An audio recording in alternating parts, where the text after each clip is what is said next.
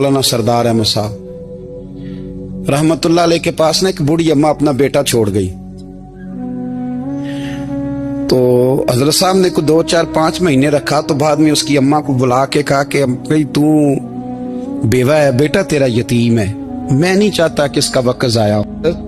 तो मौलाना सरदार अहमद साहब मुहद्दिस आज़म पाकिस्तान रहमतुल्लाह अलैह उस बूढ़ी को कहने लगे तेरा बेटा कौन देना, पढ़ना पढ़ाना इसने कुछ भी नहीं, तो यतीम बच्चा है, कल को तू कहेगी कि मेरे बेटे ने वक्त जाया किया तो वापस ले जा।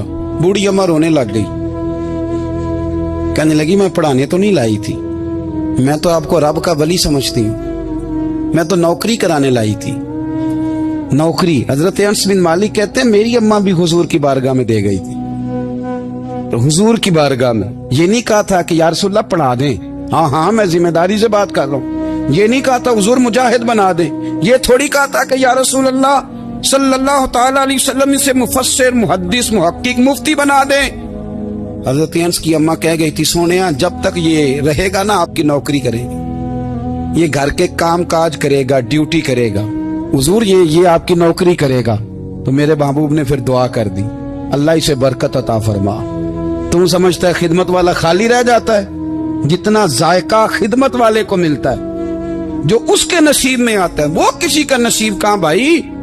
हजरत अनस कहते हैं हुजूर ने दुआ कर दी, बरकत की। मुझे तो खेती बाड़ी आती भी नहीं थी, पर लोगों के बाग में साल में 1 दफा फल लगता था, मेरे बाग में 2 दफा लगता था। हुजूर ने दुआ कर दी अल्लाह इसे औलाद दे। फरमाते हैं मेरे बेटे, मेरे पोते, मेरे नवासे, मेरी बेटियां, फरमाते हैं मैं जिंदा हूं और मेरी 100 औलादे मौजूद हैं। परेशान हो गया 100 सुन के बच्चे 2 ही अच्छे, 100 औलादे मेरी मौजूद हैं। हजरत अनस बिन मौलाना सरदार अहमद साहब के पास ना छोड़ गई बच्चा, कहने लगी हजरत जी मैं को पढ़ाने के लिए थोड़ा छोड़ गई हूँ, मैं तो इसलिए छोड़ के गई हूँ कि आप मेहरबानी करें खिदमत कराएं। हजरत जी कहने लगे कोई ऐसा काम ही नहीं, खिदमत वाला क्या कराऊं। कहने लगी पट्ठे पवा लिया करो जी। लड़ पेंदे ने, कहने ने बच्चे काम कर दें मदरसे दे। हालांकि अब कहां बच्चे काम करते हैं, अब तो गुजर गया दौर, अब तो बच्चे काम कराते हैं।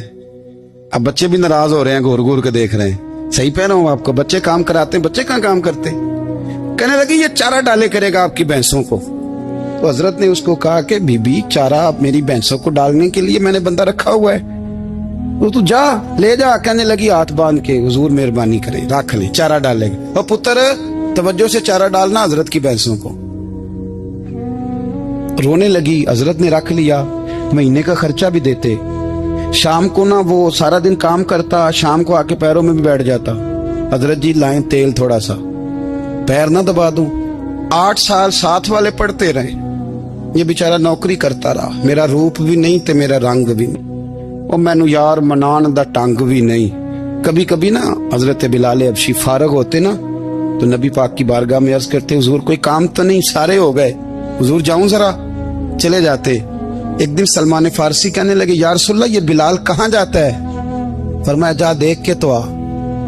हजरत सलमान वापस आए तो आके रोने लगे, कहने लगे सोनिया जब यहाँ से जाता है ना तो जाके सैयदा फातिमा की चक्की पीसनी शुरू कर दे, बीबी साहबा के काम करने लगता है, घर में जाके स्नैन की ड्यूटी करता है, वहां भी काम यहाँ भी काम। वो चारा डालता रहा, उसने चारा डाला। हजरत मुहद्दिस आज़म की भैंसों को दस्तार फजीलत का वक्त आ गया, सारे पगड़ियां सजा के आ गए, आज दस्तार होगी। ये ना पीछे होके बैठ गया, चूंकि पढ़ा ही नहीं था तो दस्तार का है कि दस्तार तो उसकी जो पढ़ेगा, हमने तो पढ़ा ही नहीं, हमने तो यार पढ़ा, घर पढ़ा, ड्यूटी करी। हजरत मुहद्दिस आज़म रहमतुल्लाह अलैह के यहाँ जब ऐलान होने लगा ना कि अब दस्तार होगी, तो हजरत ने पहला ऐलान उसका फरमाया।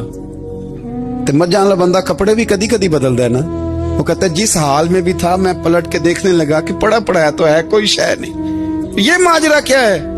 पीछे से उठ के आए तो कहते हैं बाकियों की दस्तार किसी आलिम ने की, किसी सूफी ने की, लेकिन ये भैंसों को चारा डालने वाला जब आया तो मुहद्दिस आज़म ने फरमाया पगड़ी के बाल को कोई हाथ ना लगाए, ये सारी दस्तार मैंने करनी है। और फरमाते हैं हजरत बाल भी देते जाते थे और आंसू भी बहाते जाते थे, माथा भी चूमते थे, और फरमाते थे दस्तार के बाद चला तो नहीं जाएगा यार, मुझे तो इबादत भी नहीं रह गई, मुझे तो चाबियों को भी नहीं पता कौन सी कहाँ रहती है, जाएगा तो नहीं तू। वो रो पड़ा, कहने लगा सोनिया जाए तो वो जिसके पल्ले कोई शय हो, आता जाता तो है कुछ नहीं, मुझे किसने रखना है, मैंने कहाँ जाना है, इधर कहाँ, तो इधर ही रहूंगा।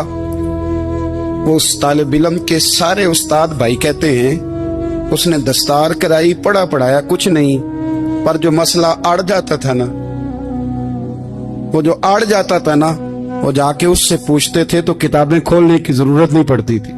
मौलाना अमजद अली साहब आजमी रहमतुल्लाह अलैह फरमाते हैं यकदम आला हजरत का दरवाजा खुला, ये भी मेरे आला हजरत की जिंदगी है, इसे भी देख, यकदम दरवाजा खुला तो बूढ़े इमाम के पैरों में जूता कोई नहीं, और आला हजरत सर पट दौड़े। मैं करीब गया, मैंने कहा हुजूर मैं सदके जाऊं, कहां जा रहे हो? कहने लगे किसी ने बताया मेरा मुर्शिद का बेटा रेलवे स्टेशन से गुजरने वाला है। अमजद अली देर न कर यार, कहीं शहजादा नाराज ना हो जाए, मेरे मुर्शिद का बेटा, मेरे शेख का पोता, यार जरा जल्दी कर। कहते हैं आला हजरत दौड़े रेलवे स्टेशन पे।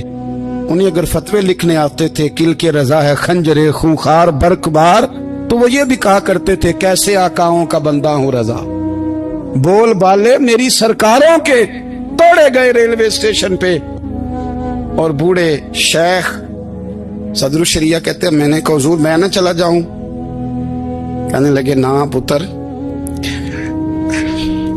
मैंने बड़ा नमक खाया उस घर का, मैंने बड़ी नौकरी करी है, मेरी अपनी ड्यूटी है, तुम्हारी तो नहीं ना। मेरे शेख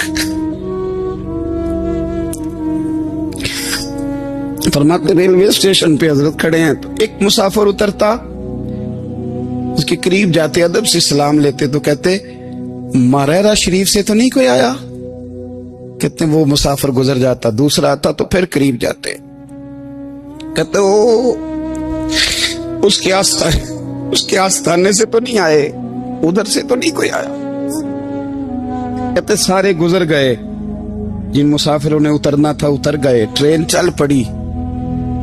तो मैंने कहा हुजूर किसी ने आपको गलत इत्तला दी थी, शहजादे तो आए नहीं। कहने लगे यार इत्तला गलत थी या ठीक थी, पर यहाँ तक आने का मजा बड़ा है, आप समझ सकते हैं। आला हजरत के दो बेटे हैं, हुज्जतुल इस्लाम मौलाना हामिद रजा खान साहब और मुफ्ती आज़म आलम इस्लाम। दोनों शहजादे इतने बड़े शहजादे थे कि दोनों अपने अपने वक्त के सबसे बड़े मुफ्ती हुए। ये भी तो मेरे आला हजरत है ना, इसको भी तो जरा समझो ना। खुशकी और फिर खुशकी और फिर खुशकी। एक दिन पीर साहब ने कहा नूरी मियां साहब क्या अहमद रजा यार वो भैंसे रखी हुई हैं तो उनको ना गीदड़ आके तंग करते हैं, तो दो कुत्ते मिल जाए ना कभी, तो चलो रात को पहरेदारी करेंगे, दो कुत्ते मिल जाएं। मैं अक्सर सोचता हूँ कि आला हजरत तो आलिम थे, उनका कुत्तों से क्या लेना देना। हजरत जी आपने कुत्तों की बात करनी थी तो किसी दुनियादार से करते, दो कुत्ते मिल जाएं तो जरा जानवरों की देखभाल करेंगे। फरमाया हुजूर सवेरे ही आ जाएंगे। भाई आपका तो ये शुगर नहीं, तो आप कहां से लाएंगे? दिन चढ़ा तो दोनों बेटों के गले में रस्सियां डाली।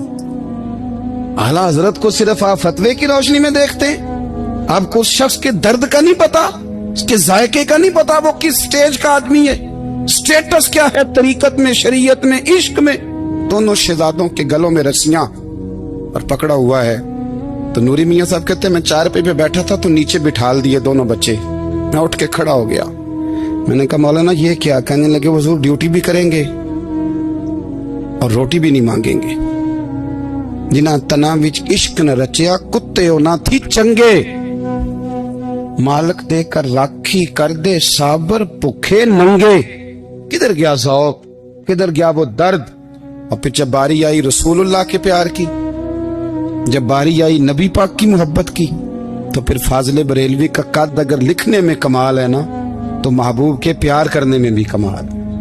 उन्होंने ना सारी जिंदगी यानी सारी जिंदगी ये कह के गुजार दी कि इश्क तेरे सदके जलने से छुटे सस्ते, जो आग बुझा देगी वो आग लगाई है। एक सैयद साहब थे, मकान बन रहा था आला हजरत का, तो सामने ना बिल्कुल लाइब्रेरी थी।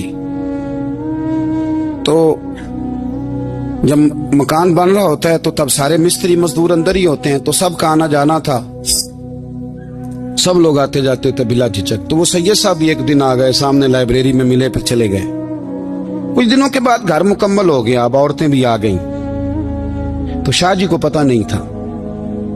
وہ پرانا ہی ماحول سمجھ کے نا، مولانا ظفر الدین بہاری کہتے ہیں پرانا ہی ماحول سمجھ کے تو اندر آ گئے، اور جیسے ہی اندر داخل ہوئے سامنے گھر کی عورتیں دیکھی تو شاہ جی معذرت معذرت معذرت کرتے پریشان ہو گئے، اور پھر جب دوبارہ پلٹنے لگے تو اعلیٰ حضرت دوڑ کے گئے، ہاتھ چومے، کہنے لگے شاہ جی آپ کو تو پتہ نہیں تھا، اور آپ مہربانی کریں یہ معذرت والا لفظ واپس لیں، یہ میرے گھر کی عورتیں نہیں، یہ تو سیدوں کی باندیاں ہیں، یہ تو نوکرانیاں ہیں، تو آپ مہربانی کریں، یہ انداز آپ کا جو ہے یہ درست نہیں، آپ مہربانی فرمائیں اندر آئیں۔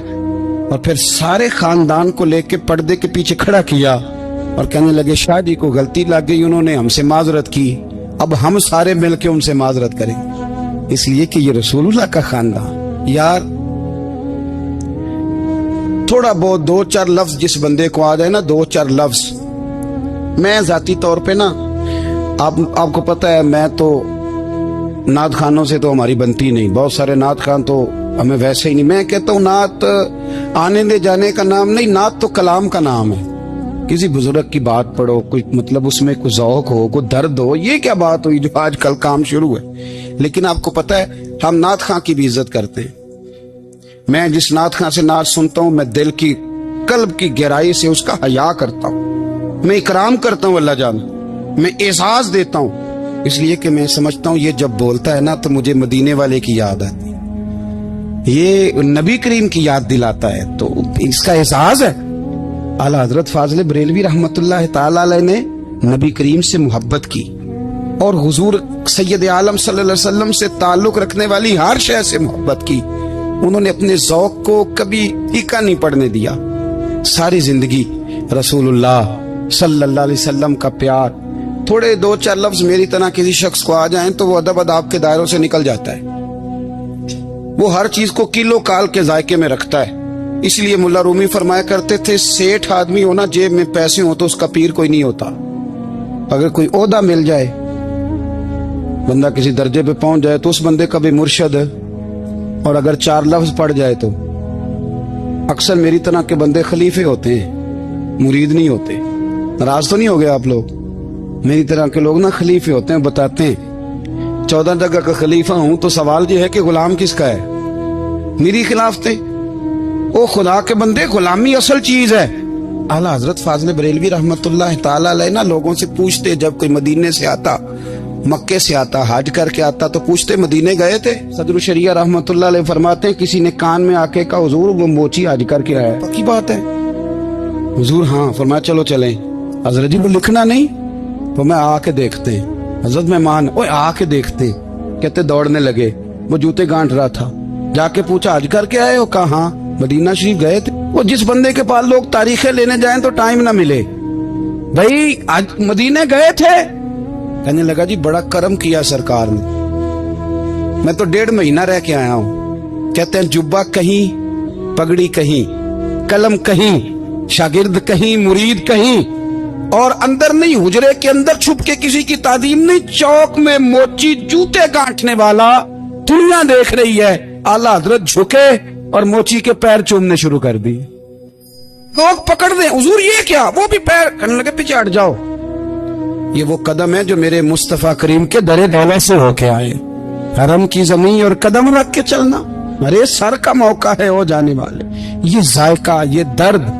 اعلیٰ حضرت نے نا ذوق والی زندگی گزاری، ادب والی زندگی گزاری، پریم والا وقت گزارا، عشق والا وقت گزارا۔ حضرت بلال حبشی کبھی سپاہ سالار بنے تھے کسی جنگ میں، کسی صوبے کے گورنر بنے ہوں؟ بولو تو صحیح یار، ان کا تعارف کیا تھا؟